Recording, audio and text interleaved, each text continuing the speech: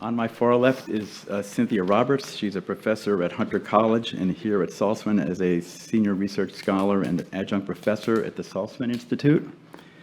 She will be the moderator.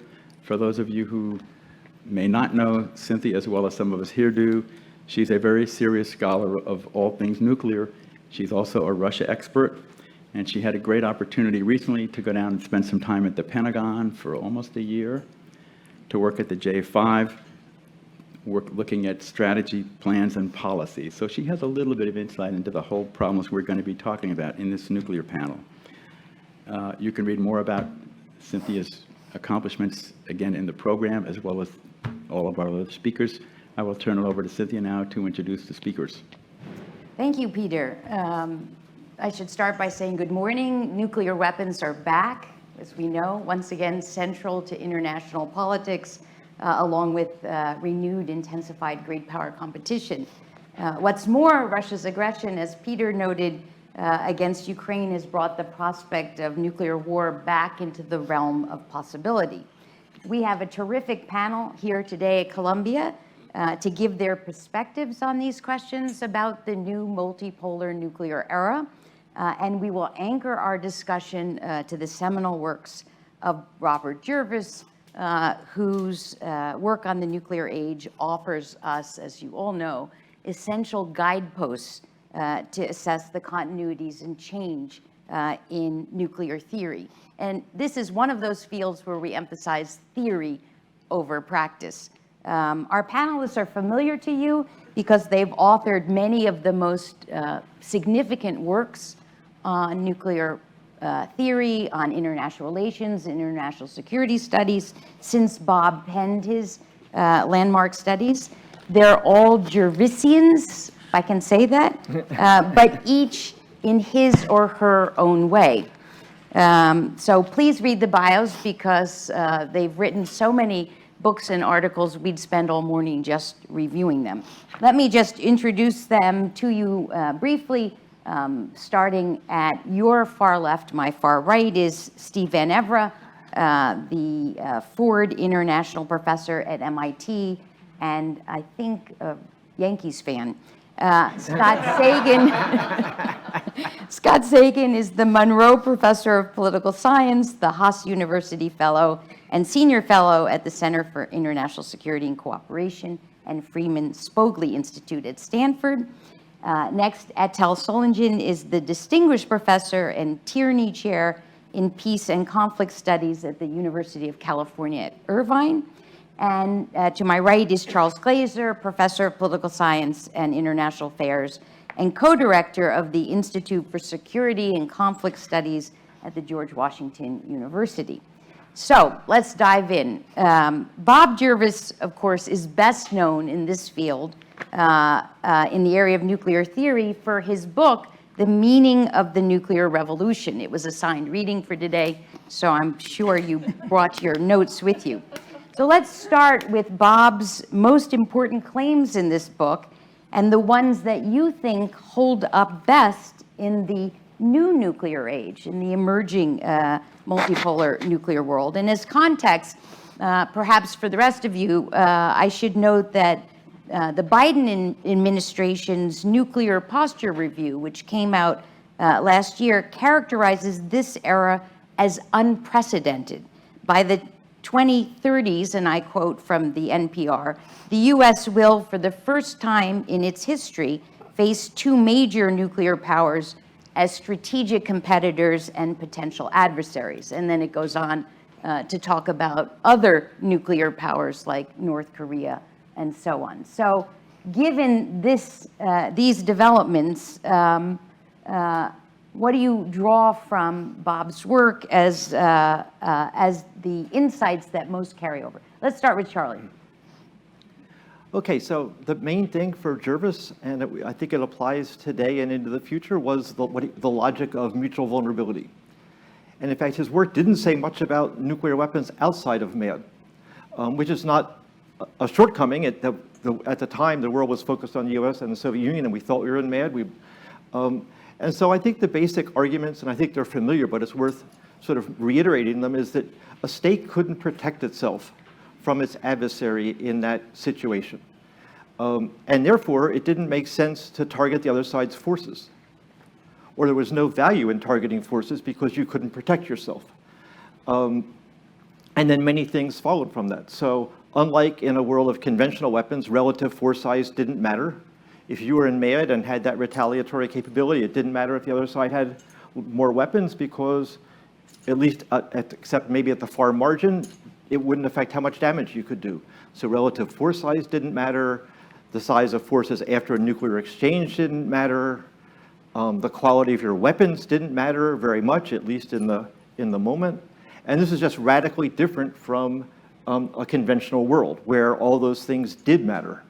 And among other things, his critique was that much of nuclear thinking was carried out in conventional terms, thinking about relative force size, thinking about complicated options, but in fact, those were not logical conclusions.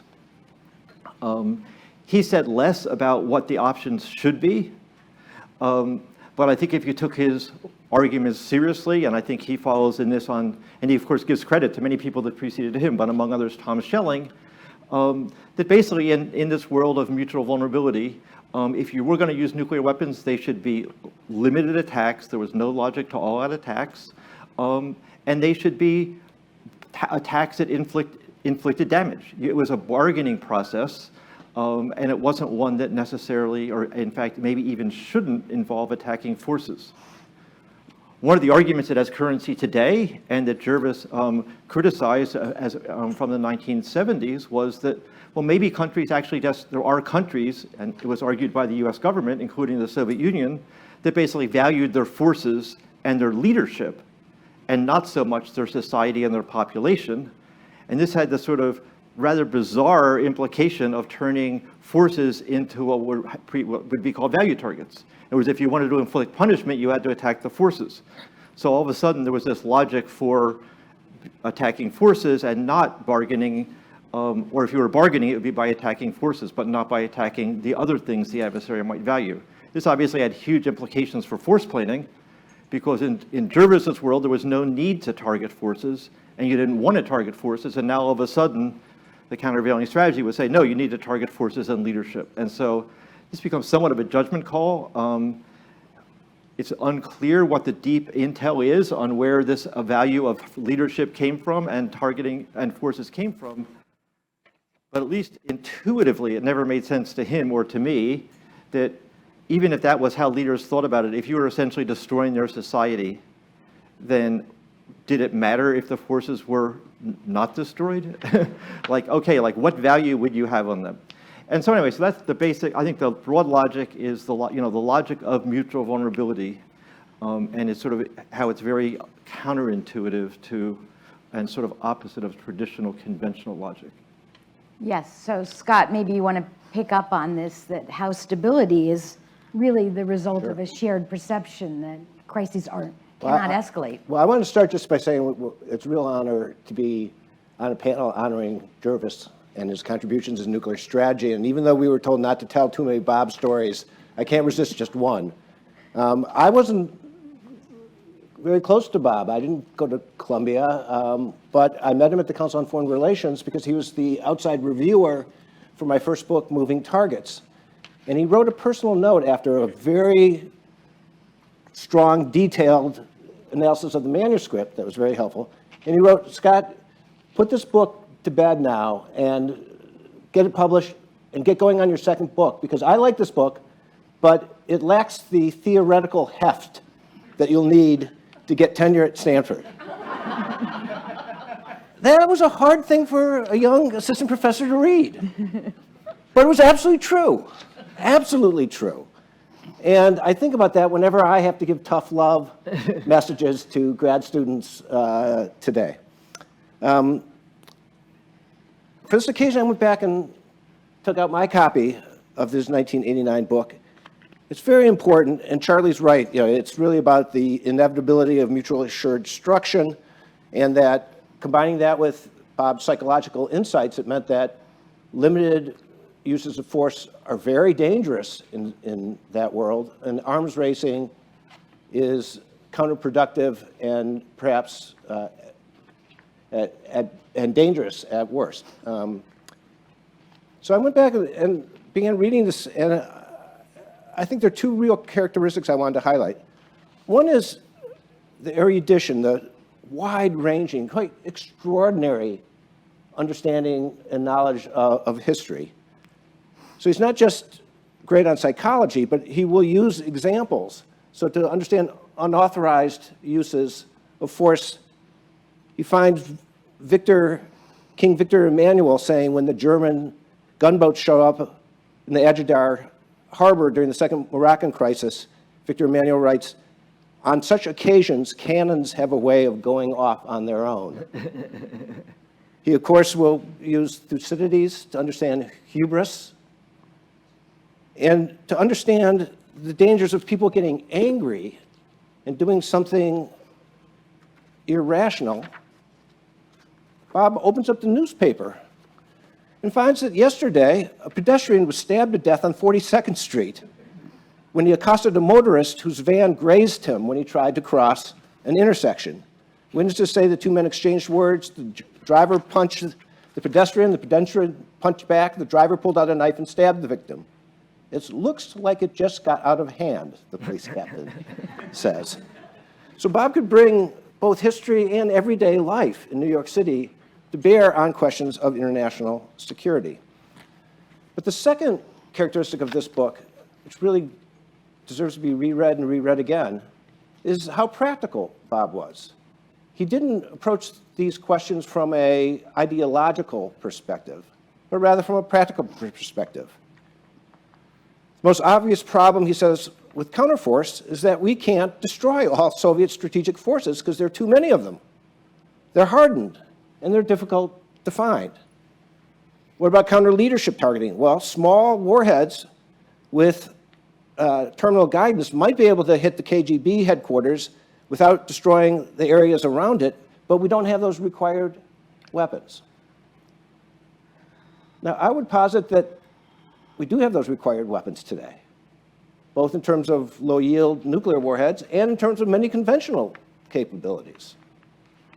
And while we still can't target all Russian nuclear forces, we can target with nuclear and mostly with conventional forces North Korea's nuclear arsenal. And that poses a very different logic. I wish Bob was here to help us analyze that. And with respect to China, I think the Chinese were believers in Bob Jervis until relatively recently. And it appears that the Chinese are now saying, yeah, they're worried about their nuclear forces, and therefore they're going to build a lot more of them, and we're going to have a near two-peer competitors. And I think this is particularly dangerous because I think we could have a conventional capability of holding off one of those two states without nuclear escalation if Russia attacked NATO or if the Chinese attacked Taiwan. But if one attacks and the other takes advantage of a war, what's often called opportunistic aggression, then we're going to be back in a world where the United States is going to be very interested in nuclear escalation, which I think does get us back to a very dangerous situation. So Bob's other book on the subject, which got less attention in academia, was The Illogic of American Nuclear Strategy. And in this book, which we also encourage you to read, he recognized that the actual practice of nuclear strategy diverged from what his theory recommended, the classic problem of, prescription, description, explanation. Why were the policymakers not following Bob Jervis's theory? And more recently, since Bob's these two landmark studies, a bunch of next generation scholars have found that the nuclear strategies that surprised Jervis were in fact the pattern, not the exception. So they were siding with the illogic argument, saying, no, this is actually logical, challenging Bob's arguments about the stabilizing effects of mutual vulnerability. So now we come for full cycle. How do you assess these next generation arguments in the context of the original arguments about mutual vulnerability. Let's turn to Steve and see, or should I start with Charlie? Oh, I'll tackle it. We were asked not to tell Jervis stories here, but I'm going to tell one I set a bad as precedent. an intro. Again, like Scott, I didn't have a chance to study under Bob Jervis ever, but he was my most important teacher, really, in terms of who taught me the most about international politics. And I used to trail him around if he was ever in a city I was in and he was giving a talk. I would like, oh man, Jervis is giving a talk. You know, he's at Harvard. Let's go see what he's saying. And he's at the APSA or whatever. And so one day he was up at Harvard, and I'm relating to Peter's comment about how his thing with suits, because I don't think you fully stated the realities. He hated suits. And these guys are wearing suits today, but I'm at a Jervis conference. I'm not going to wear a suit. I can't believe it. Of course not. Pardon? Neither am I. Neither you, exactly. So anyway, one day he'd given a brilliant talk, and I was just, I somehow managed to latch onto him and followed him back to the hotel up there across from the Cambridge Common. And we were yakking about the fate of the world and, you know, the nuclear revolution and the security dilemma and spiral models. We just kept going all the way up to his hotel room. And this is cool, you know, I get to talk to Jervis for another 10 minutes. And so he just went in the room, and I followed him in. And within 30 seconds, I was staring at Bob Jervis in his underwear. Just he had a suit on because he felt he had to. He just ripped it off. It was like, and there's several deep meanings to this whole story. So, in any event, so let me comment a bit about the new wave of thinkers who have differed with Jervis, or at least they seem to have differed with him, who've come along since more or less the year 2000 or so. A bunch of them went to MIT. They didn't listen to anything I told them. So what can I say? But I'll say four things about the nuclear revolution and the new thinkers. They challenge his work in two ways. I will say, number one, Jervis was the primary scholar who was, for the first time, quotable, saying the nuclear revolution is a defensive revolution. Nukes mean great powers can't conquer each other anymore. And to me, when I look at writing and, you know, the academic community and its writing on what the nuclear revolution means, there's something, to me, kind of sad about it, which is there was almost no writing about this question. Is this a revolution in warfare that affects statecraft and affects the security dilemma? How does it affect the ability of states to conquer each other? Which is a crucial question if you're then going to ask, what should your own defense policy be? Do nukes make you safe or not? And Brody wrote about this a little bit in the book Absolute Weapon, and then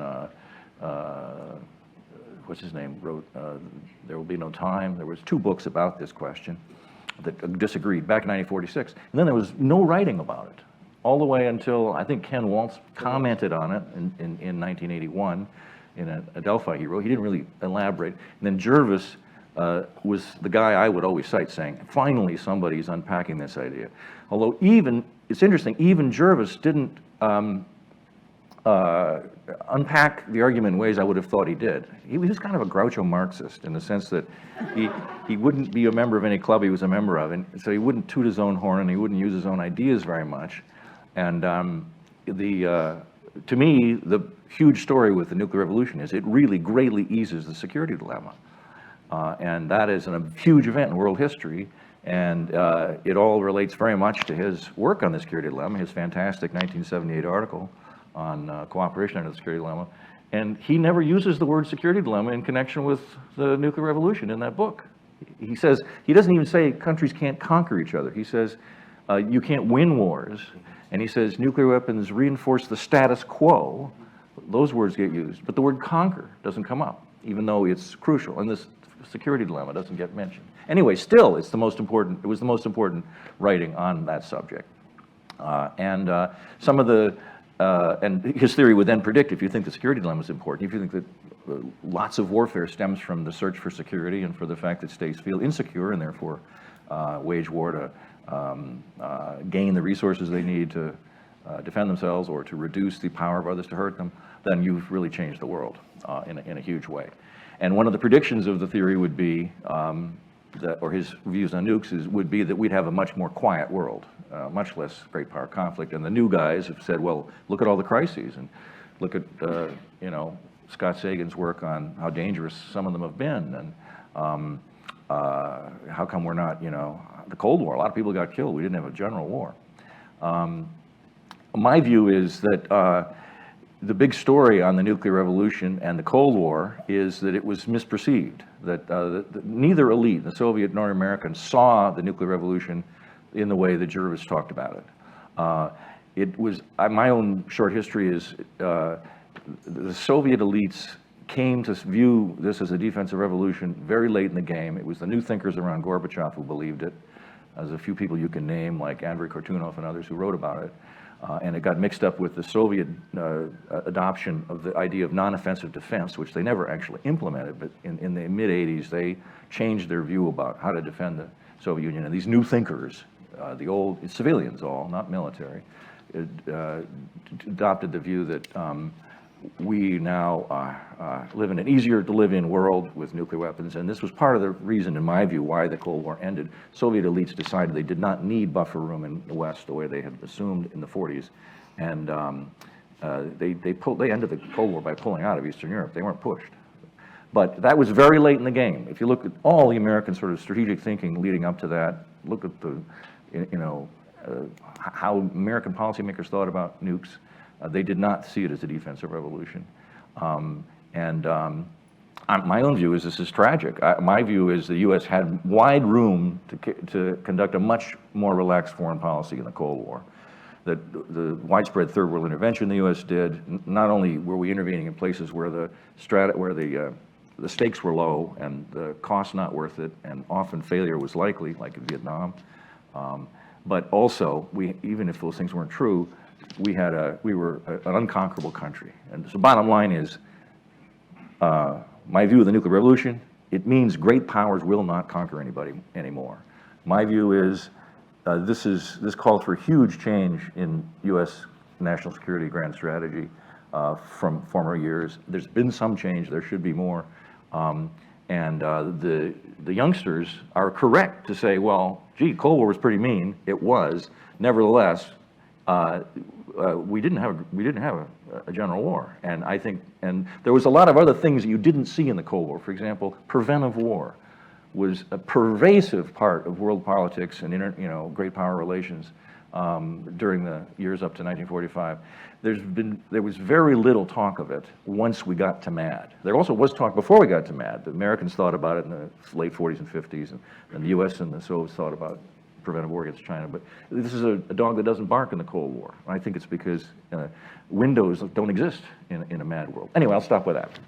So just to push this one increment further, Bob wrote in the first book that if nuclear weapons have had the influence that the nuclear revolutionary theory indicates they should have, then there should be peace between the superpowers and crises will be rare, and neither side will be eager to press bargaining advantages to the limit, and the status quo will be relatively easy to maintain. And the Young Turks come and challenge most of these. So are they completely wrong and Bob is completely right, or is there some middle ground here? Where is nuclear theory today when we re-examine the logic of both of his books? You want to bite on that a little more? Okay, so I would emphasize, I think Steve hit a very important point of what the challenge is, which has to do with these claims about the political implications of nuclear weapons.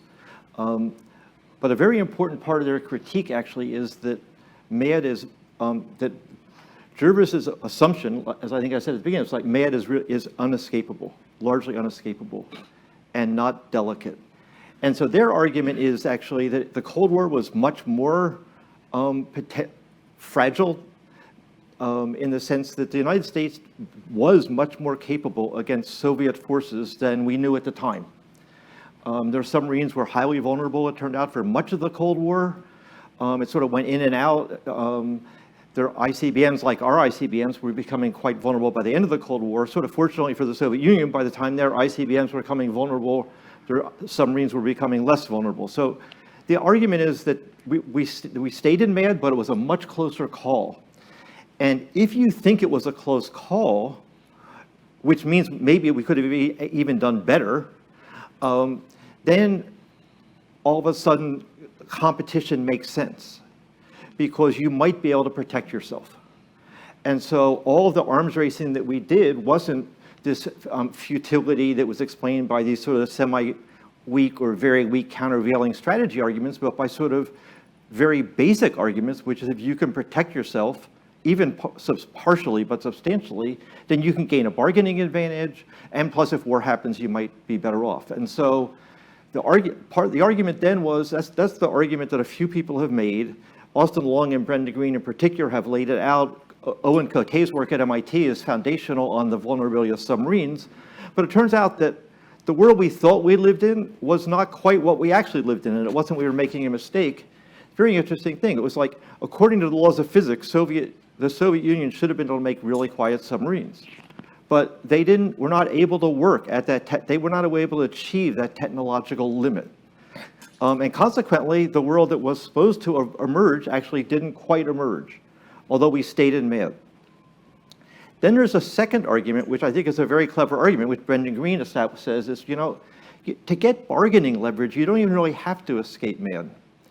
You just have to make the adversary believe that you might have escaped MAD, or even worse, have them believe that you believe it, because if you believe it, you will act accordingly, and therefore you get that leverage. And so his argument is that we actually got close enough. He has a few quotes. I'm not convinced, but there are documents from the Soviet files that say, we think in the worst case, we might only have 12 survivable weapons, which is not the MAD world. It's still a world of tremendous potential damage, but the outcomes start to look very different.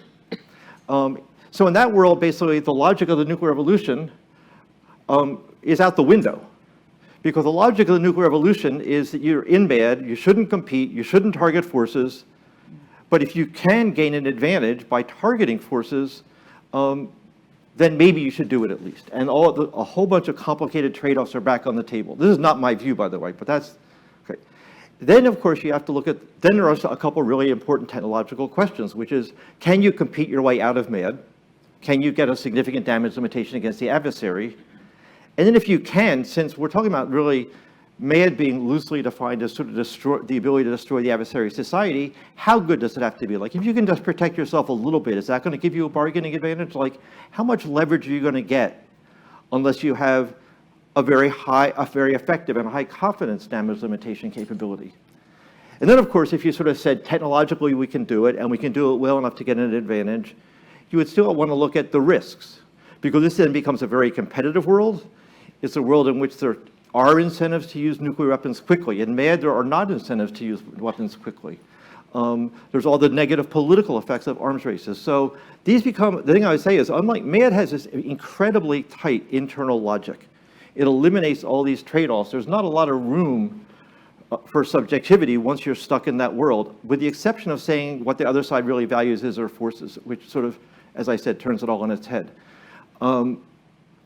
Once you can sort of get a damage limitation capability, the world is much more analytically much more complicated. So then this argument then has also been extended to the future, and the argument is that it was hard to get a damage limitation capability during the Cold War, but it's getting easier. And so the arguments are now, it is the case that both sides, anything we can find, we can destroy. All fixed silos are highly vulnerable. So including our ICBM leg. So what about the other legs? And the arguments are, well, in the Chinese case and the Russian case, they have mobile missiles, but now we haven't done it yet, but we can deploy really large constellations of small radar satellites that can track mobile missiles.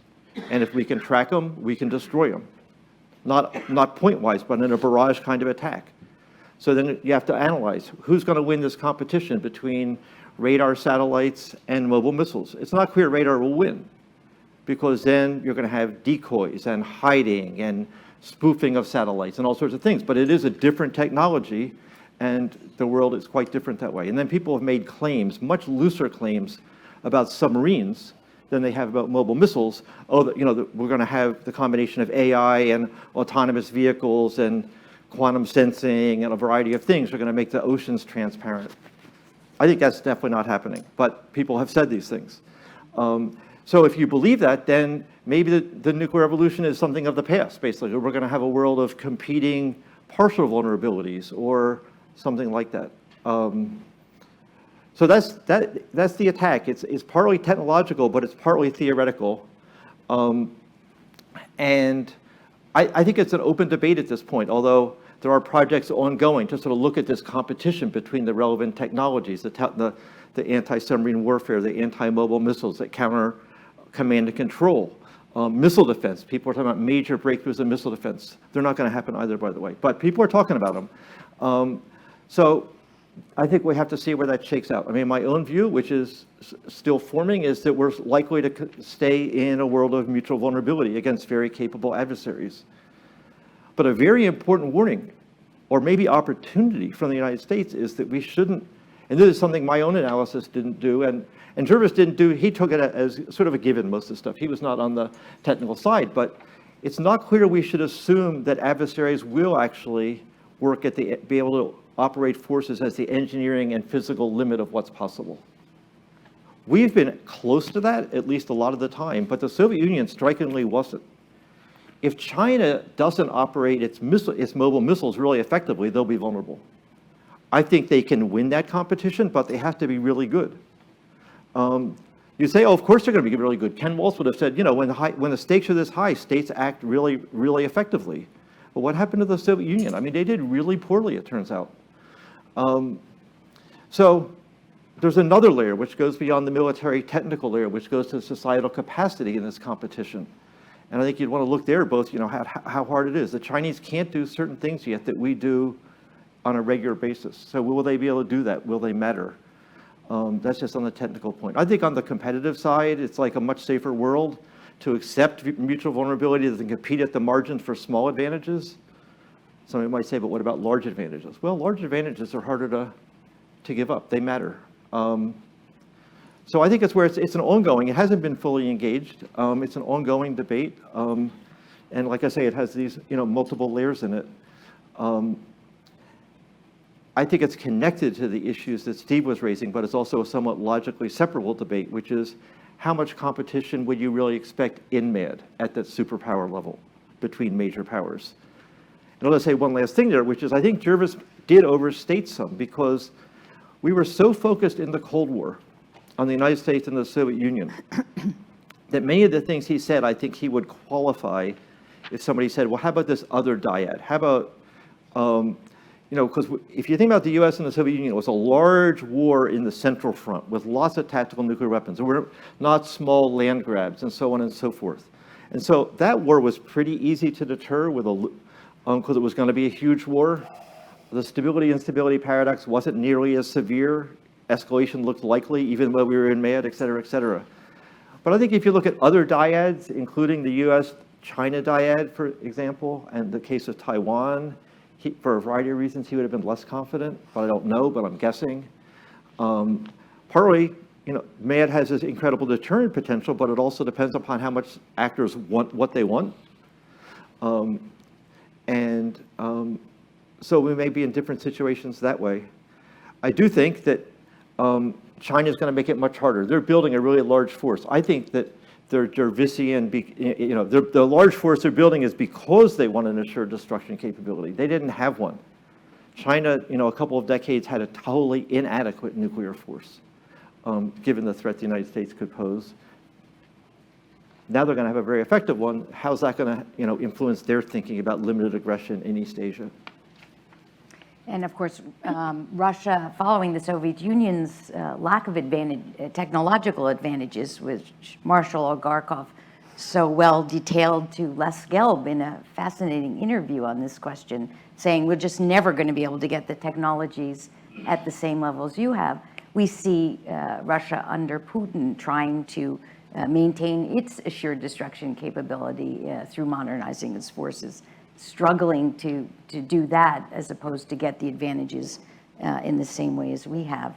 Etel, did you want to jump on this? Because I was going to turn to you on the next question. No, because I see we're almost an hour into the panel, and I am supposed to give another talk. Yes, so let me turn to the next question, which is, why do more states seem to want nuclear weapons, or at least a more viable nuclear hedging option, when we haven't seen a lot of nuclear proliferation over the years, less than many initially expected at the dawn of the nuclear age.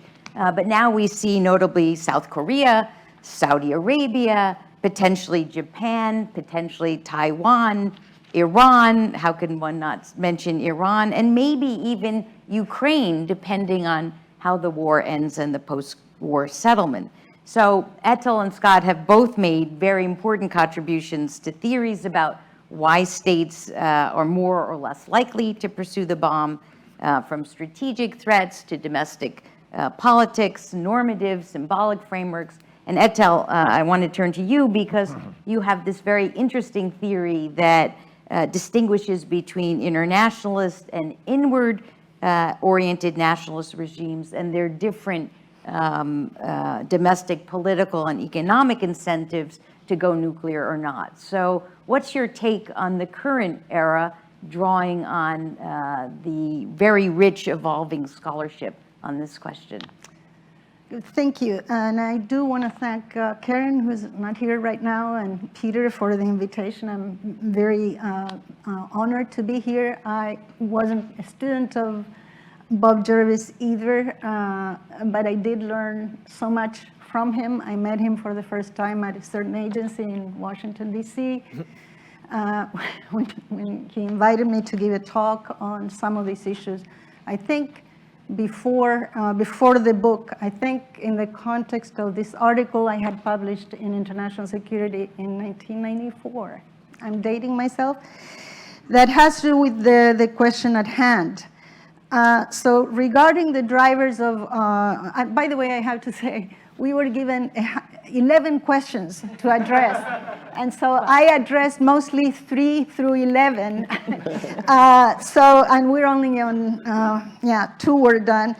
So in that 1994 article in IS, I argued that the theoretical repertoire in the field had omitted what I noticed was some sort of regularity. And that in brief, the inception of the Non-Proliferation Treaty altered the balance of costs and benefits, material and reputational, related to the adoption of nuclear weapons or the abstention from acquiring nuclear weapons. And that since the NPT, and I want to make clear this is a world time that is different from the first nuclear age, that the drive to acquire nuclear weapons was arguably more likely, notice the language, because this is, I think, what Bob might have favored in terms of how we cast our theories, that it was arguably more likely to emerge in domestic and regional contexts that are dominated by inward-looking models from the point of view of an IPE kind of perspective, than in regions dominated by internationalism ones. So that inward-looking models were defined by rejection of the global economy, as much of the Middle East for several decades, North Korea, et cetera, and that those models had greater incentives and incurred fewer costs, domestic, regional, political, economic, and reputational, again, from exploiting nuclear weapons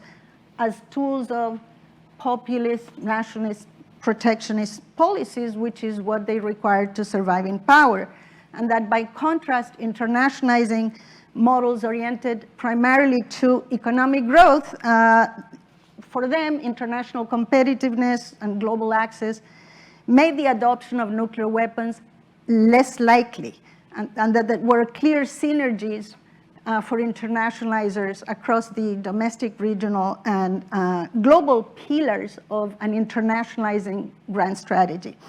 Because acquiring nuclear weapons would have basically foiled that grand strategy. I want to say that these models, I thought, explained several things.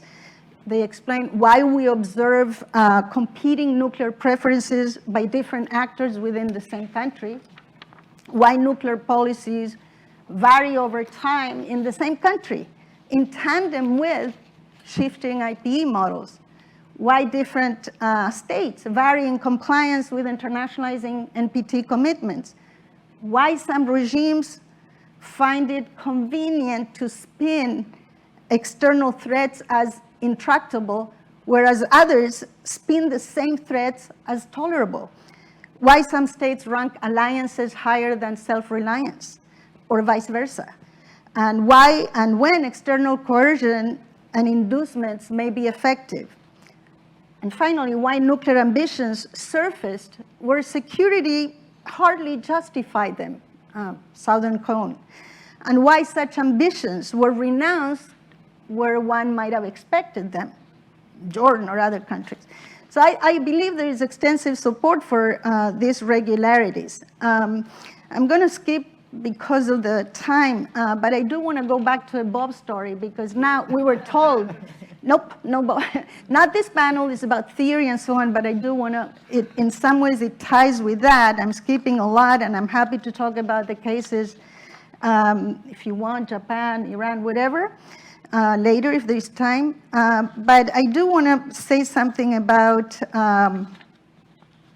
Bob in the context of this argument, because this is not an argument that Bob necessarily would have. So let me just say that a subsequent book that I published, Nuclear Logics, had an endorsement from Bob Jervis. I didn't request it, and I was frankly surprised. I wasn't necessarily doing, cognitive bias and the theories that were typically that Bob typically was concerned with.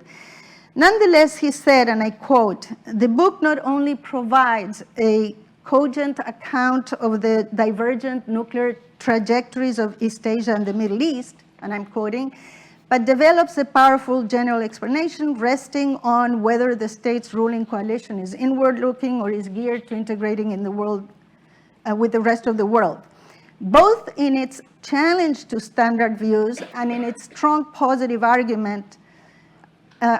This is a study of great value." And then he said, but I mention this because it says more about Bob than it does say about my book.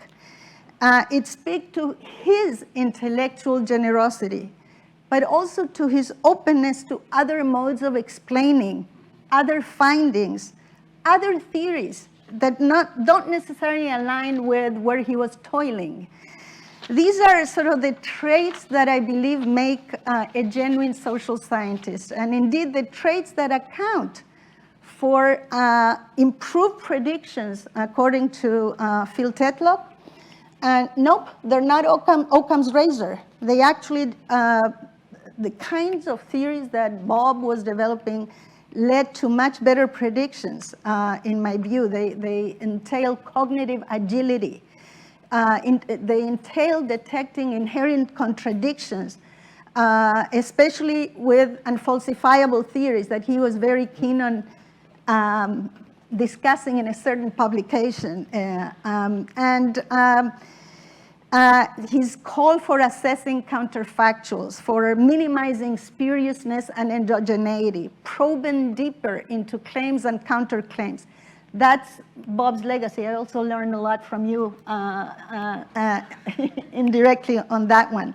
But most importantly, acknowledging that multiple sufficient causation, okay, is not only possible, but frequent in the social world. Competing variables can do the job, okay? And indeed, multiple sufficient causation is common, not just in the social sciences. It's, in the natural sciences, you have, well, this cog will make a difference if, this set of proteins are activated at the same time, but not this. They're very complex. And so Bob and Jack Snyder, who's at the other conference, I'm supposed to leave in a minute, they are right. They are right. Imputing causation is hard, because we are in the domain of complex systems. And so the social world is even more complex than the social sciences, than the natural sciences. And I'm going to stop there. I have a lot more to say about this, but. So before we turn to Scott on nuclear proliferation, let's just develop your one or two of your cases a little bit more. We actually have more time, and they're not doing anything important over there without you, so be reassured. At least as them. It's very interesting reading your work to note how China and Russia became more globalized economies, but still not only pursued nuclear weapons, but China is now modernizing and expanding its force in a different direction. And then when we look at South Korea, it really does pose an interesting puzzle. This is not Iran. This is a country that has clearly pursued the more internationalist. So what's the additional variables we need here? And either any of the cases that you want to talk about, I think it's worth developing this a bit more. Well, thank you for that follow-up. And I actually will go back to the theoretical dimension of this. And this is here, this is exactly a place where Bob's conceptualization of things, in particular prospect theory, did enter my, my work. So first of all, in the cases that you posted, China and so on, I've been very consistent in depicting incentives and disincentives to acquire nuclear weapons or renounce them in the second nuclear age after the NPT. And the reason being that the NPT placed different international constraints and opportunities. So it's a different world time in my theory. The internationalization of the global economy, et cetera, it was a different world time than in the middle of the early Cold War.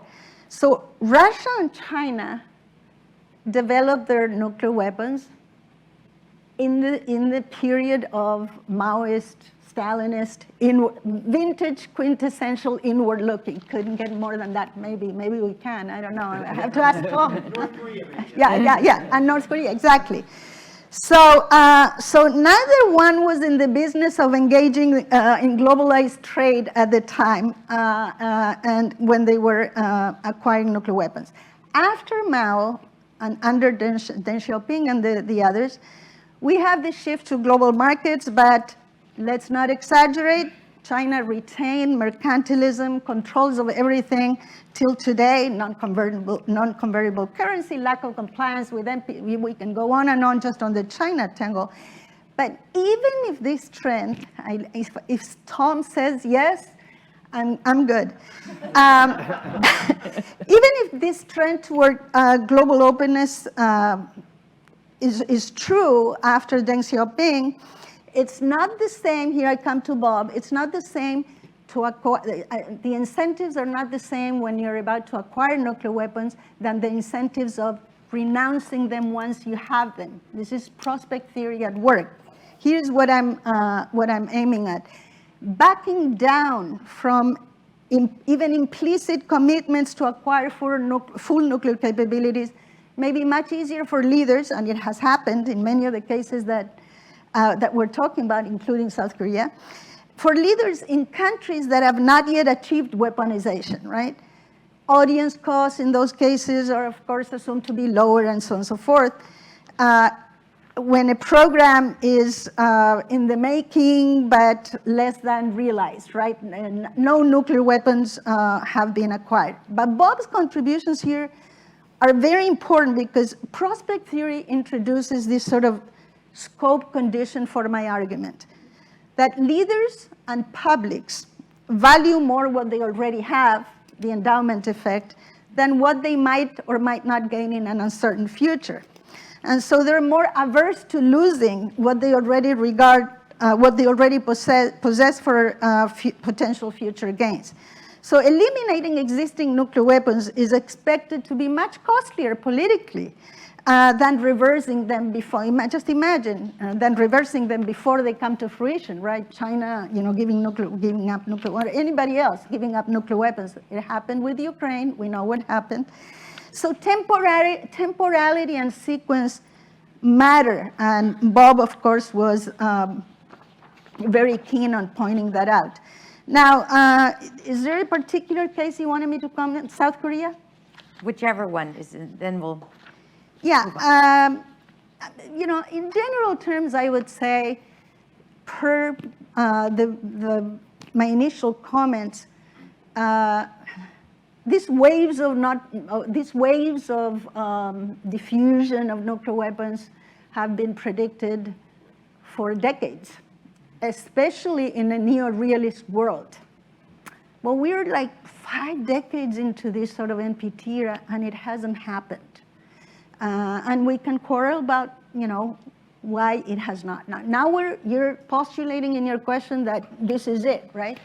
I don't know whether that's the case, but I do want to dwell on a case, for instance, like Japan. So East Asia is now the center of gravity of the global economy, okay? If you're expecting any, I mean, this is where things are happening right now.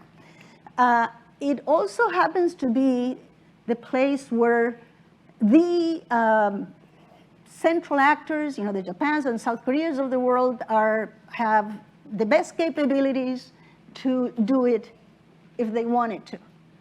But they haven't. I mean, look at Japan. For 5 decades, prime ministers in Japan have not been, let's say, at the left political spectrum. They've been the most right-wing. If that was supposed to happen, it should have happened already, because Japan faced not 1, not 2, but 3 rabid inward-looking regimes in North Korea. It hasn't done it yet. South Korea, in somewhat of the same predicament. I do realize that there is this sort of not new phenomenon of domestic public opinion in South Korea for nuclear weapons, but that is actually also not new. It may have reached a peak now, but it's not a new phenomenon, and it hasn't happened. Now, where we're headed, I don't know, because predictions are one of these areas where Bob taught us, be careful. And I do have, let me actually just say one more point about this, you know, predictions. And this is where, you know, the nuclear revolution, the way he cast the nuclear revolution is so powerful, because he said, if my theory is right, A, B, C, and you recited them, will happen. This is more than we get frequently in social science today, okay? You need to be very clear if you're, so what I did, this is in a book by Bill Potter on forecasting nuclear proliferation. I don't really like forecasting, but I'm pushed to do it sometimes. So I did this 2x2 matrix, basically with my argument, and I said, if these 2 cells, if the outcome is in these 2 cells, my theory will be wrong. And if these 2 cells, then my theory will be right. And this is the kind of thing that I did learn from putting your mouth where you're not putting your, yeah.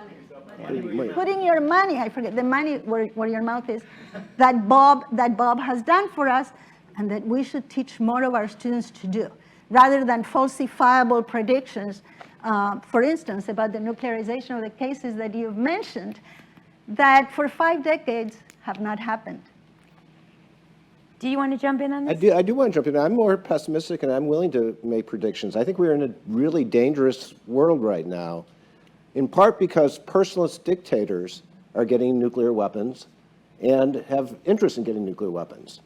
Personalist dictators are less constrained by international treaties that they've signed, in part because they have fewer audience costs, in part because they think they can't or won't get caught. Personalist dictators surround themselves with yes men who give them bad information or tell them what they think the person wants to know. Think about Saddam Hussein, the decisions he made. I think we were in an extraordinarily dangerous situation in 2017, 2018 between the United States and North Korea. Think about the incident you recall in January 2018, in which a radar system, an emergency system in Hawaii announced, and everyone got the note on their cell phone that there's an incoming missile, take shelter. Some people in Hawaii panicked. Some went outside to look, which is not what you're supposed to do. But nobody in Omaha, where the Strategic Command or the NORAD headquarters in Colorado Springs or in Washington panicked. Why? For 3 reasons. We had redundant sensors, all of which said, no, there's no attack coming. Second, we had professional people. Within minutes, they started saying, no, there's a mistake. And even started putting stuff out on social media themselves, saying, people don't panic, we're here. And third, we didn't think that North Korea was about to launch a war by launching a single missile against Hawaii. Imagine now that that incident occurred not in Hawaii, but in North Korea. All 3 of those mitigating factors wouldn't exist. They don't have redundant warning systems. Just have 1 or 2 really old radars. In North Korea, you don't get fired if you make a mistake like that. You get killed, so you're less likely to say, yes, we made a mistake, and report it.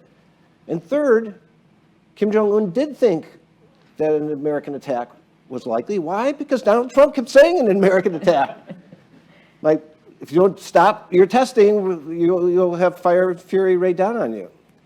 So the things that Jervis and others talk about stabilizing forces, people will say you have to have a rational leader.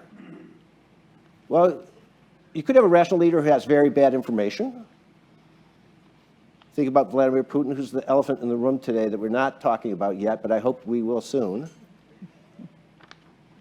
And if you don't have a rational leader, you need to have checks and balances. That's why the very important piece that Dick Betts and Matt Waxman wrote about getting the Attorney General into the chain of command, or at least having JAG lawyers present at all points is so important, even in the United States. If you don't have a rational actor at the top, you need to have checks and balances down below. Now, I think I'll conclude there with just one comment to get us into Putin.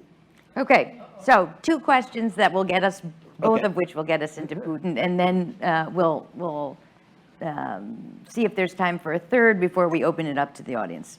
So you can't have a panel at a conference on about Bob Jervis, commemorating Bob Jervis's work, without talking about misperception and psychological dysfunction. You were sort of leading us there, and I want to take us there forcefully. So one important question for us is, what are the main potential misperceptions in any nuclear weapons state's leadership that we should fear as triggers of inadvertent or miscalculated decisions for major war between nuclear powers in the coming years, thinking about Putin in Russia, North Korea, and Xi in China as well. So theorists, this is interesting, building on Bob's work, and many of whom are his disciples, have been also focusing on nuclear leaders' emotions and constructions of reality, which raises the question, should we be studying and profiling the personalist autocratic leaders and others, in this country as well, their comparative belief systems, their emotional types, those who threaten fire and fury, who may be motivated not by strategic incentives, but perhaps by emotions or misplaced feelings of revenge, or perhaps perceptions of imminent loss. And going down that route, who among us hasn't been thinking about, as Scott has said, a Kim Jong-un or a Vladimir Putin rashly ordering a nuclear launch with a haughty, "Take this, America," right? So how much is this a concern of ours, bridging 2 parts of Bob's work, the nuclear theory revolution work and the work on misperception and psychological bias, kind of point us in different directions? You want to bite again at that, or let me start with Charlie, and then we'll go down the line. I'll take a slightly different angle on it. I have the concern that, there are these dangers that you suggest from misperception or revenge, but we need to keep in mind that there could also be rational uses of nuclear weapons. And they'd be very dangerous, but very dangerous isn't necessarily irrational. At the beginning of the, I think it's the beginning of meaning of the nuclear revolution, Jervis says there's no fully rational or no real rational nuclear strategy. But then, of course, all these game theorists have shown that what Schelling and Jervis were doing, it is actually rational, in large part rational theory. I think what Jervis meant was there's no use of nuclear weapons that's not extremely risky. But some uses could be extremely risky and rational. So if Putin does anticipates what he understands as really large losses, he could rationally use limited nuclear weapons to try and convince, bargain the West to stop supporting Russia. I wouldn't consider that to be irrational, actually. I would consider it's very risky. But for him, the losses, potential losses, if you're thinking about Crimea, or maybe even losing ground that Russia acquired or at least was fighting for after 2014, those to him are big losses. I don't think of it in terms of prospect theory. I just think of it in terms of that's what he values, and those would be huge losses. So I think we need to be at least as attuned to the rational limited use, and there we have some control. We don't want to. On the one hand, we want to not allow or make it look Russia has been successful, but on the other hand, it is a world of nuclear weapons, and they actually put constraints on us, or should put constraints on the West. So I know it's at least in certain circles, it's very unpopular to say we shouldn't fully support Ukrainian victory, which would mean returning to pre-2014 borders, but that creates rational uses for Putin, and we have to think about, from U.S. policy perspective, whether we are willing to run that risk. But I wouldn't cast it in terms of misperception. Okay, so that was the second question, and the rest of you can bite either way. On the one hand, we have problems of misperception, emotions, psychological biases. On the other hand, we have the likelihood that if nuclear weapons would be used, it wouldn't be like in the Cold War, massive use of nuclear weapons, but more limited use of nuclear weapons for coercive purposes, either to end a war that you're losing or in making nuclear threats, as Putin is doing. Well, that's exactly This is the trade-off, and you emphasize more the rational uses, as would many. Do any of you want to focus on the psychological dimensions, or do you want to stick with the sort of stability-instability paradox of coercive use of nuclear weapons? Well, I think what Putin's doing is repeatedly making threats in order to try to deter the West from aiding Ukraine. Was made on the very first, it's a different kind of deterrence. Right. That this could escalate, and therefore you don't want to help Ukraine, don't want to get involved. And it's worked in terms of not having direct involvement, but it hasn't worked at all in terms of not getting supporting Ukraine militarily. He, after annexing parts of Ukrainian territory, announced that that's now part of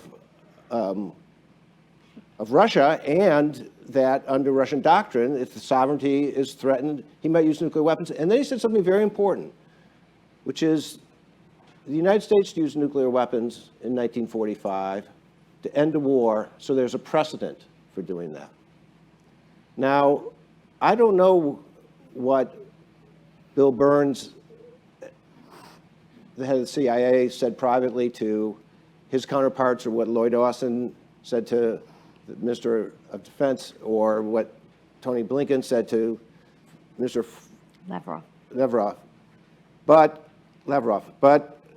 I hope that what they said was something like the following. It says, yeah, we did use nuclear weapons in 1945. Japan could not strike us back. We can strike you back, and Ukraine can strike you back, and we will ensure that Ukraine has that capability. I wouldn't add anything more to that because we don't want to get committed, but the way we've been thinking about this, to me, is almost self-congratulatory. Like, we've already deterred Putin from using nuclear weapons. I think he's been waiting, and what we know about leaders in crises, what we know about leaders who sometimes try to gamble for resurrection, suggests when you're losing, you might take very rash decisions. So the last thing we can do to help deter that is to be telling the Russian military that the use of nuclear weapons against a Ukrainian city would be a war crime. And we have a really long history of tracking down war criminals.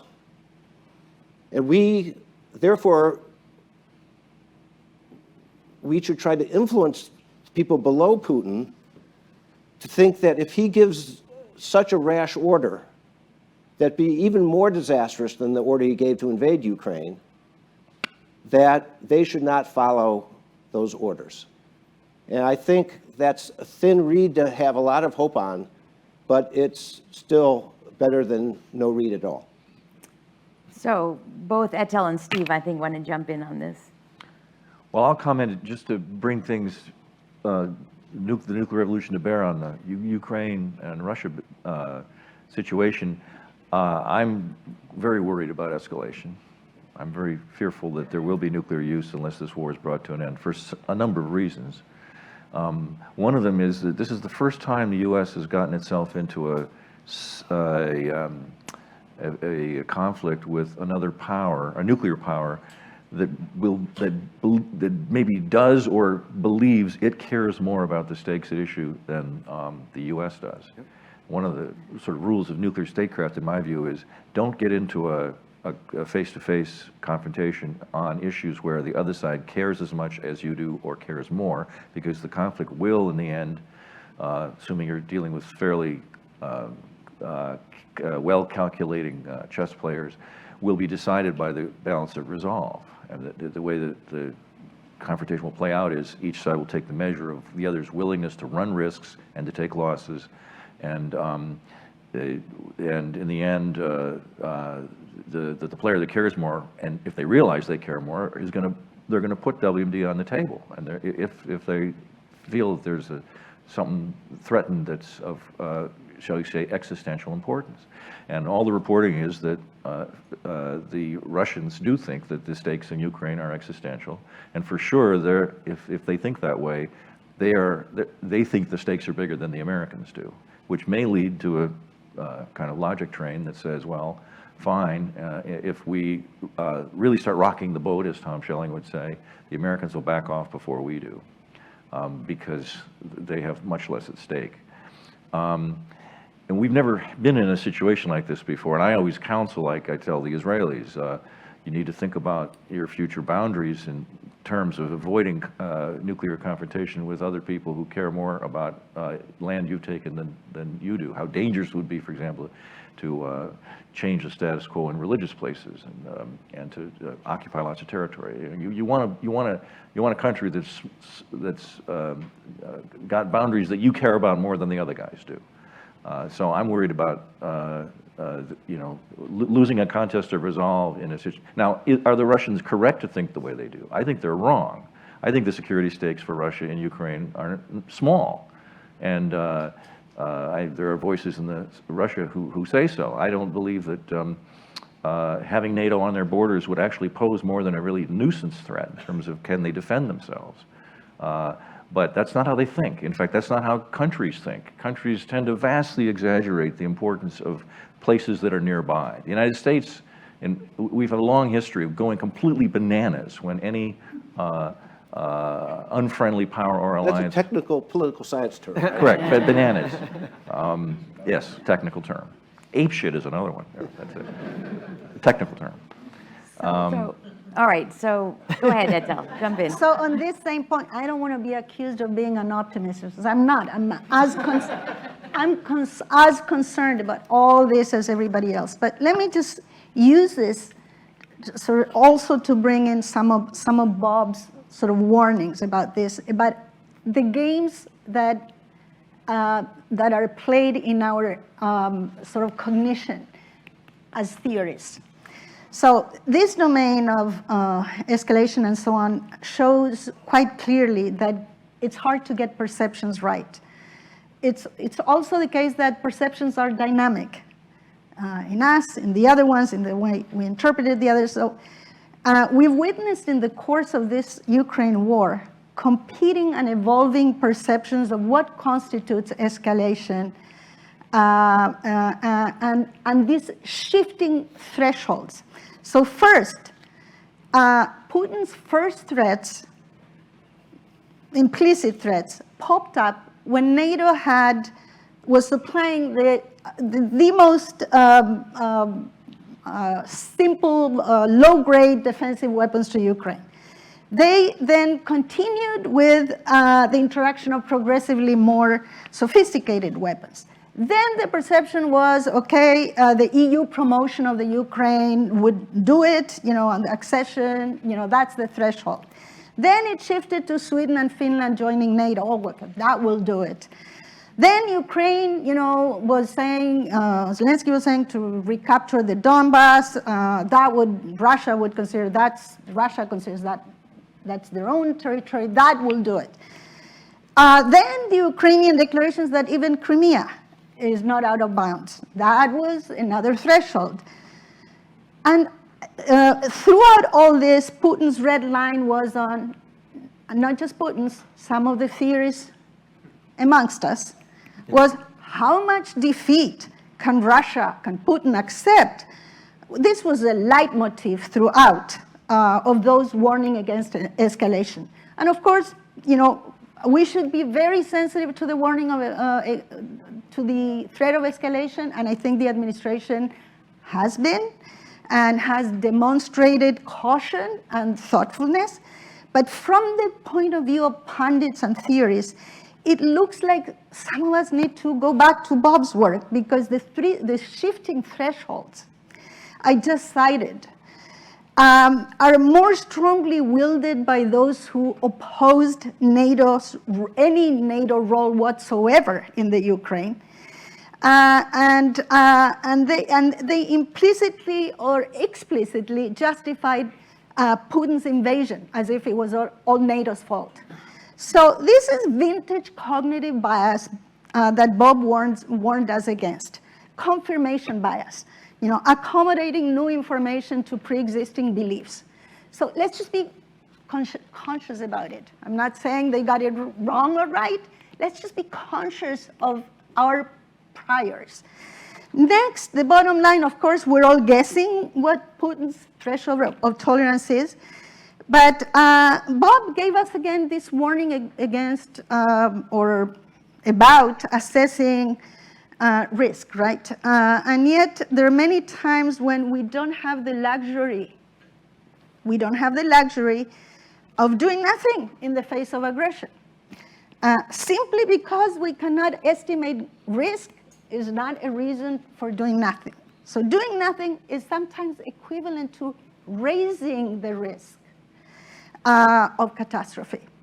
This is the lesson of 2014 when we did nothing, practically speaking, and it was Putin's perception of that inaction that may well have led, I say may well, because I don't want to be as deterministic as Bob said we shouldn't, but it is that perception of inaction that could have well led to 2022. I want to say one more thing about this escalation. I have little doubt that one main driver, so I spent, for my sins, I was invited to Berlin for the first half of 2022, and I spent the outbreak of the war and so on in Berlin. And I can tell you it was very palpable in all of this sort of context and private context, how much fear there was in the upper echelons of Berlin's society and politics about a nuclear response by Putin. So I have little doubt that another main driver of this fear of escalation is Germany's Scholz. Scholz, with his Zeitenwende notwithstanding, he's very aware of alienating Putin. That I think has to do with his political ties to the upper echelons of German industry and so on and so forth, and labor, industry and labor. But it's also because of a sort of popular fear of Russian use of a tactical nuclear weapon. I'm going to stop there. I have more on that, but before we open it up, let me just take the chair's prerogative to offer two of my views on this. One is, and they both go back to Bob Jervis's insights as well. One is Bob taught us, if nothing else, to think about thinking. And in this respect, it doesn't matter what Putin thinks. I doubt he's even made up his mind. Is he going to use nuclear weapons kinetically or not? He's already been using them, and here I completely agree with Scott, from the very beginning, as a coercive tool to set some red lines which have been moving and to deter us from getting directly involved in this fight. And to a large extent, it's worked, although the red lines keep moving. So here's a lesson about thinking.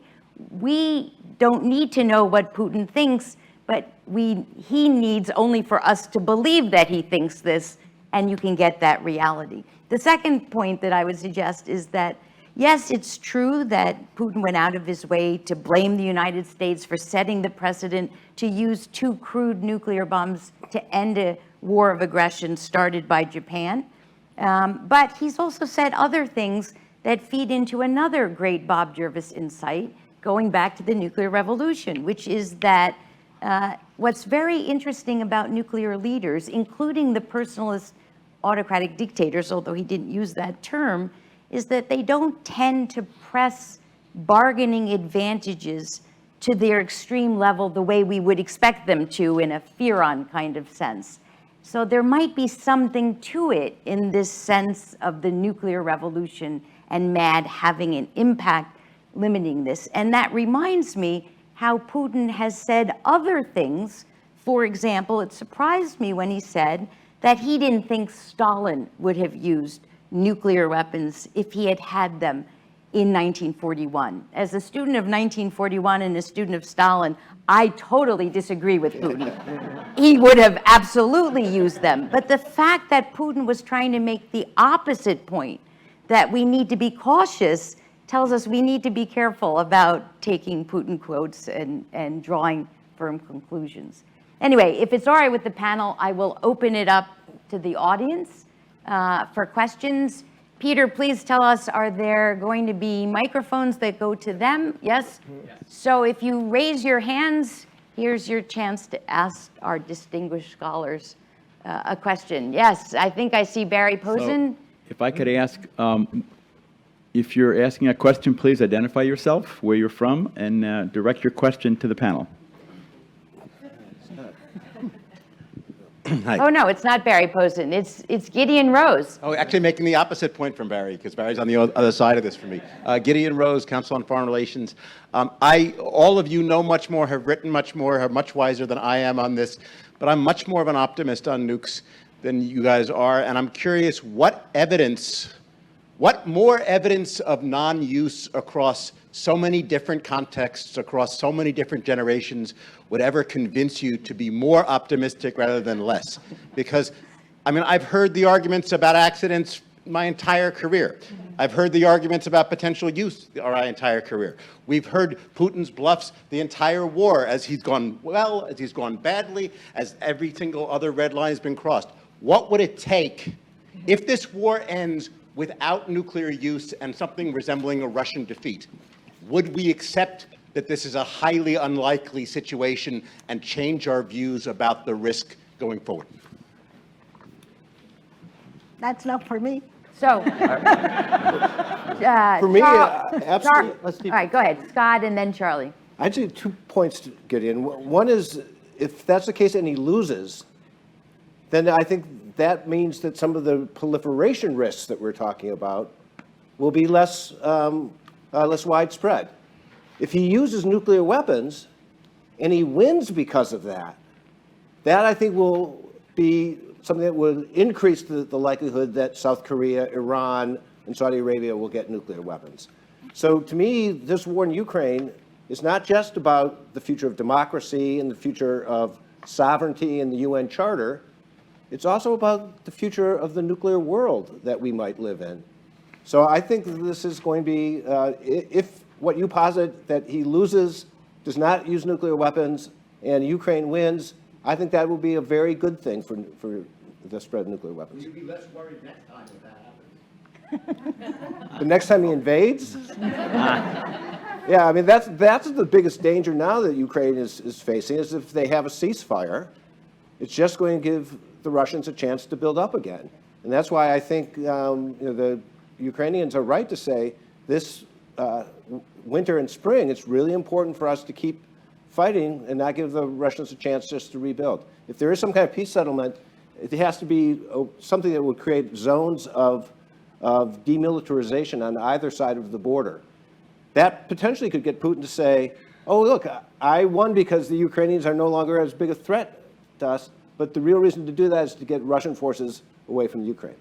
Two-hand. There is sort of a second order effect, and the issue of proliferation again pops up. Oh, this is it, this is the next wave is over the horizon. But there's a second order effect of even without use that is sort of reverberating out there that has to do with the Ukraine war, and that is the fact that the Ukraine was this one country, along with other two, that renounced nuclear weapons through the 1994 Budapest Memorandum, with the specific commitment of the Russian Federation and the US and the UK, and eventually even China and France, not to attack the territory of a country that renounced nuclear weapons. But then we know what happened next. First 2014, nothing was done. Now 2022. So some are arguing out there that a second order effect might be. The others are saying, well, what the hell? What are these agreements good for? I'm not necessarily wedded to, again, we've had waves of predictions and they haven't materialized, but this is actually one, you might say, legitimate concern of countries that haven't done yet, that haven't actually realized their nuclear weapons potential, because some have it. Let's say 30, 40 countries have it, okay? The so-called hedging doesn't mean too much for me as a concept, because many could if they wanted to, but they haven't. So anyways, that's sort of also another pessimist, if you will, kind of carryover from what we're witnessing in the Ukraine. Did you want to jump in? Two quick points, Gideon. One, so Putin hasn't lost badly yet. There have been many things that haven't gone well, and so I don't take too much confidence in the fact that he hasn't escalated, the fact that if he would lose badly, or that if he still has a chance to do well, he would wait. So I think there's some evidence to think we could continue to push, but the other thing I would say is, though, here you could look at this as optimistic or pessimistic. If I said to you, I think there's a 90% chance, even if he loses Crimea, he won't use nuclear weapons, you could say, God, that's great, 90%. Or you could say, if that happens and there's a 10% chance he uses nuclear weapons, you could think that's really bad and we shouldn't try that at all.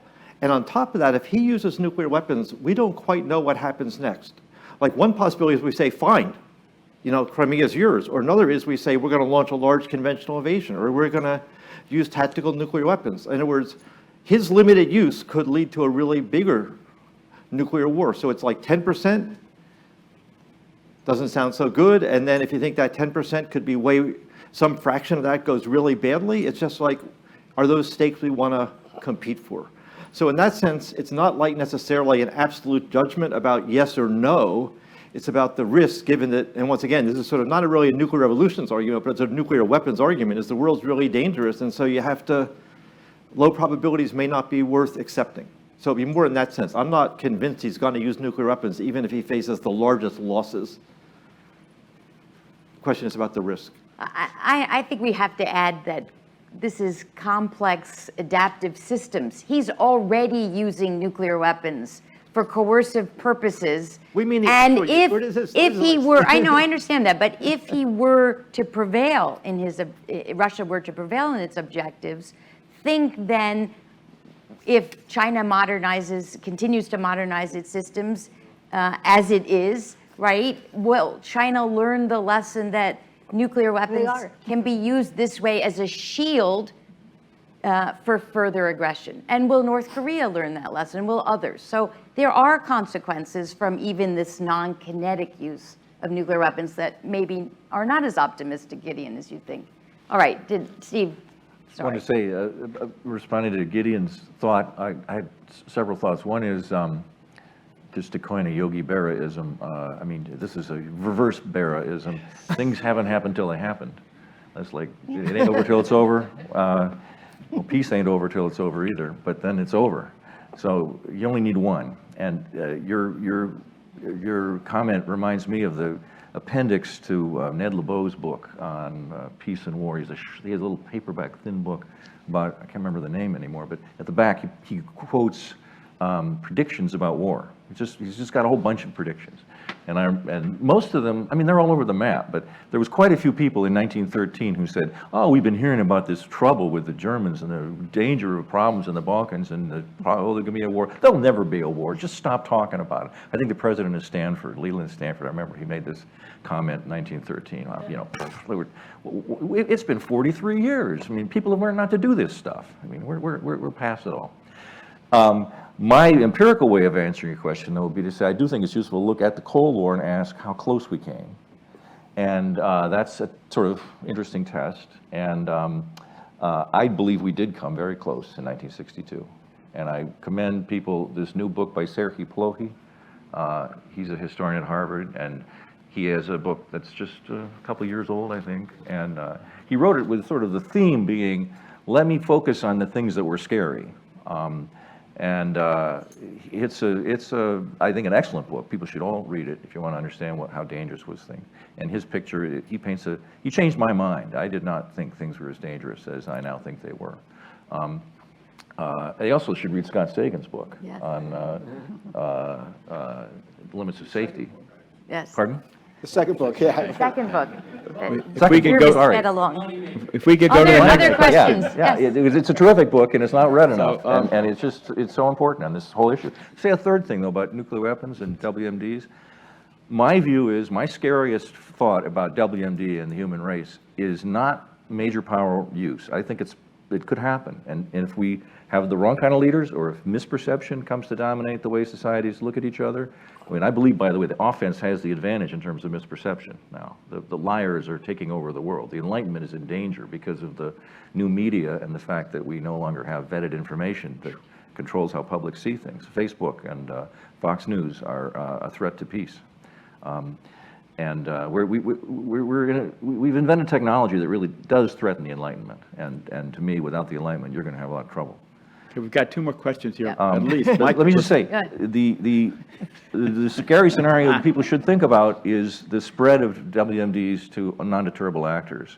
The book by Martin Rees, Our Final Hour, which is a now 20-year-old book, but very important book, on his fear that the world of science is bringing to the fore more WMDs. And the next phases, the new WMDs will be much more dangerous than nuclear weapons, because they're going to have the characteristic that they can proliferate out to individuals, psychopaths, terrorists.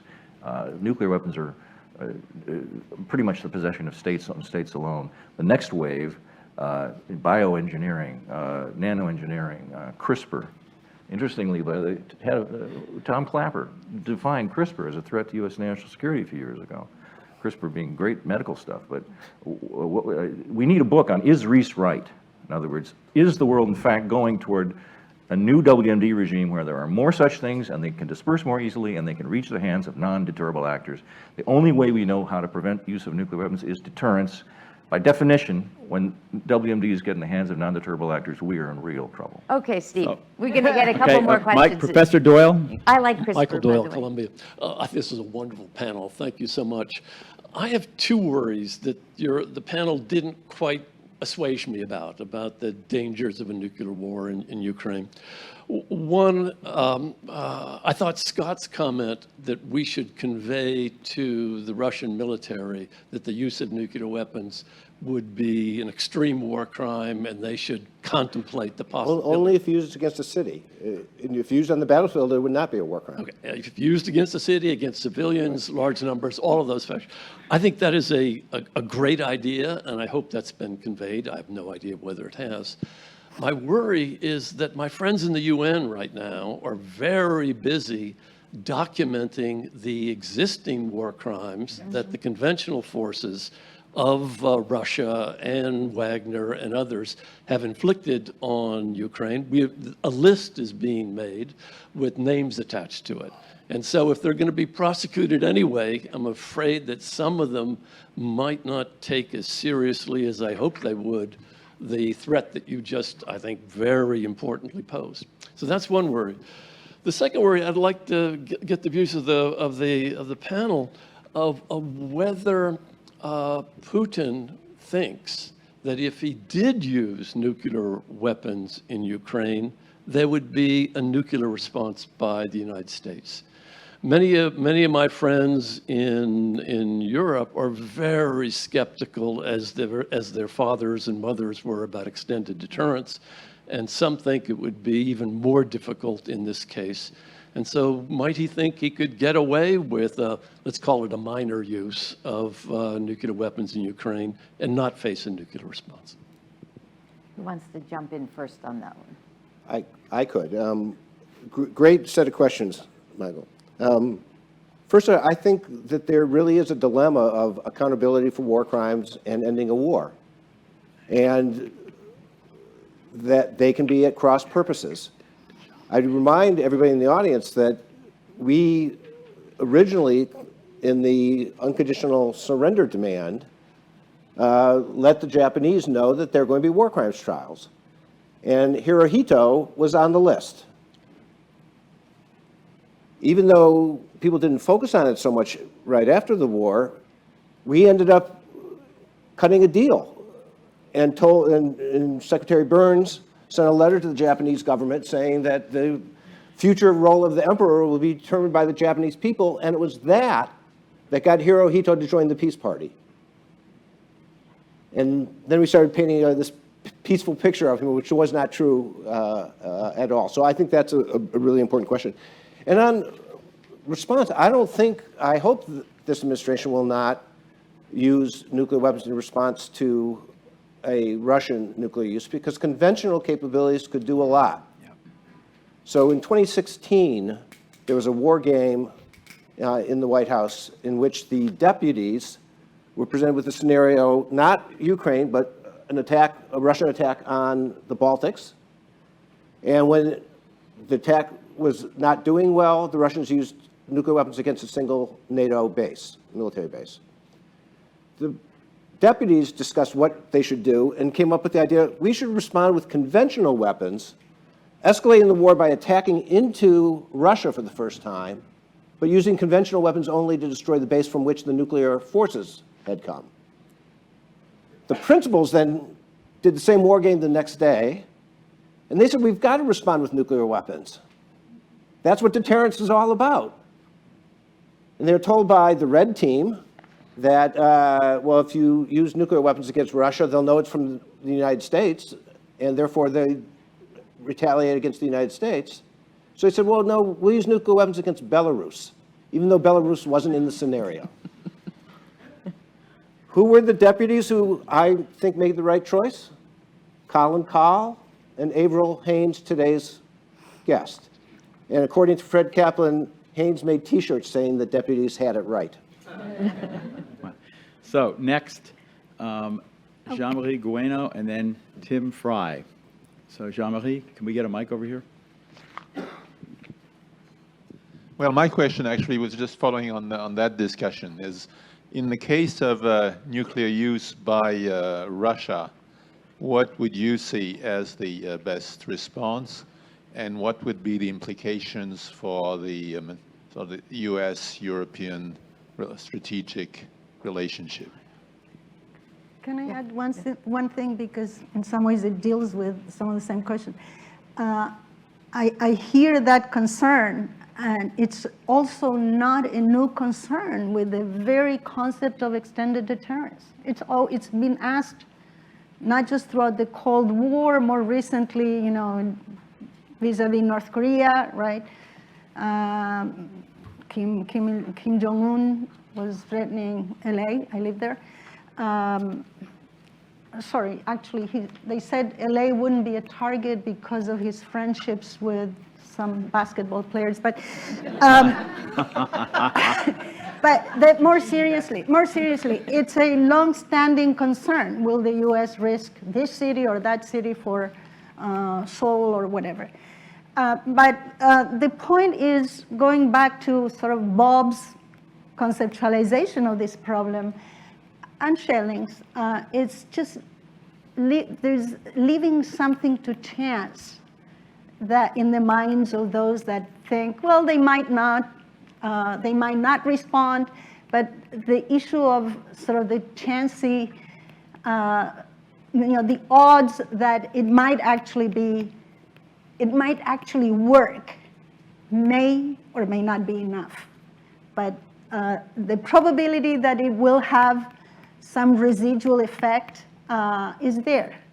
But I hear your concern, especially in Germany.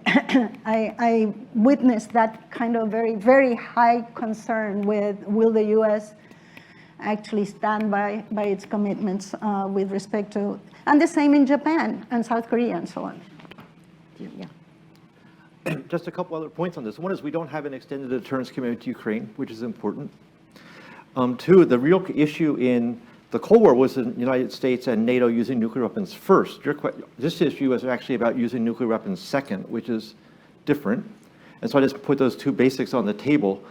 I think I point out two things. One is, I think Scott's right that that maybe the best option would be conventional invasion, but you also need to keep in mind that the Russians still hold all their nuclear weapons, and that also is greatly raising the stakes. So a conventional support for Ukraine, or even threatening to take territory in Russia, is not escalatory in the sense that you're using nuclear weapons, but it could easily lead to a much larger nuclear war. And so it sounds better because you're not using nuclear weapons, but it's not clear that it gets you to a better outcome. And it could actually oddly lead to a worse outcome, particularly if you're taking Russian territory. But the other thing I would say, and it's very unpopular, but Steve Evera raised it at the beginning, which is the question suggests that of course we should respond. But he said if you're in a nuclear situation where the other side might care more, they're likely to prevail if you get involved in nuclear bargaining. And if that's the case here, it's not popular, and I'm not saying this is what I would do, but in the sense of all of what we're hearing about thinking and thinking it through is sometimes not responding in a nuclear world could be the right option. And that's something we would have to decide for ourselves as well, because this is a bargaining, it's a competition in risk-taking. And when Putin escalates, he's saying, I care enough to risk a nuclear war. We don't know how large a nuclear war, and we have to ask ourselves, given the stakes, do we want to risk that larger nuclear war? So just one, go ahead. No, so I'm just saying, I think that's just all part of the analysis here. As a footnote to this, I would all encourage you to read our other colleague, Dick Betz's wonderful piece on this question in Foreign Affairs that makes the opposite argument, that we cannot do nothing. And there are no good options. They're all bad options. Mm-hmm. And responding in some way requires us, if we're going to continue extended deterrence, which was a whole nother topic we didn't get to because we need another hour, and I don't think our chair is going to allow it. But do you want to give Tim Fry the last question? So I want to give Tim Fry the last question since he was patient here. There's a lot of pressure to ask the last question. But thanks a lot. This has been really a tremendous panel. I had a question about a topic near and dear to Bob's heart about communication during crisis bargaining. And there are obviously incentives to use talk that the war is existential for Russia as cheap talk. So what are the things that we should be looking about beyond Putin's statements to kind of understand what his next steps might be? And are there things that Putin can do to credibly signal about his intentions, perhaps to use nuclear weapons? What are the things beyond, just his statements that we should be paying attention to? So we all know them. You want to jump in? I'll throw them out if you want to. Well, I'd say two things. One is look at the status of Russian forces. Right. Putin declared on national television a state of high alert and nothing happened. That said something to us about how seriously to take it, and that's important. And Leslie, I don't think many Russians think that this is an existential, Ukraine posed an existential risk. It poses an existential risk to Vladimir Putin, because a successful Ukrainian democracy and a successful war could be a threat to his regime. And to me, this war will end either when the Ukrainians win militarily, or more likely, if Putin thinks the losses of Russian soldiers and Russian equipment poses an even more risk to his regime than ending a war that's going poorly. Sole domestic policy. So you would look for mating, taking the warheads out of storage where they're still securely, and start mating them with the short range or the intermediate range forces. That would be the next serious signal to say, we don't like what's happening and back off. We're ending, but Etel, you can have the last comment. it's actually not even a comment, but even if something that Steve kind of evoked in me, we could actually end up getting predictions right in some sense, but not the complete story, as Bob, would always caution us against.